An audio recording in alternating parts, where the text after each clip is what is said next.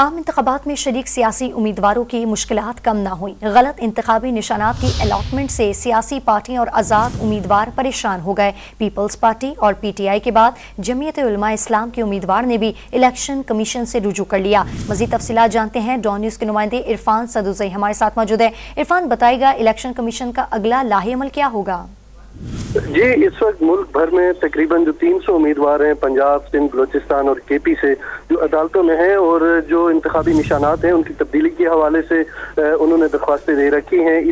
اسی وجہ سے ابھی تک الیکشن کمیشن نے جو حتمی انتخابی فہرستیں ہیں وہ جاری نہیں کی ہیں۔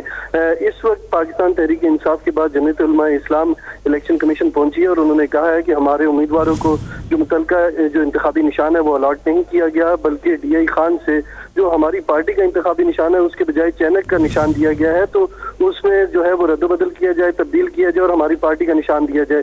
اس کے علاوہ جو پاکستان پیپلز پارٹی کے سینیٹر ہیں، سینیٹر تاج حیدر، انہوں نے بھی درخواستیں دے رکھی ہیں اور پنجاب کے مختلف حلقوں سے انہوں نے کہا ہے کہ ہمارے امیدواروں کو تیر کے بجائے مختلف جو نشانات ہیں وہ دیے گئے ہیں۔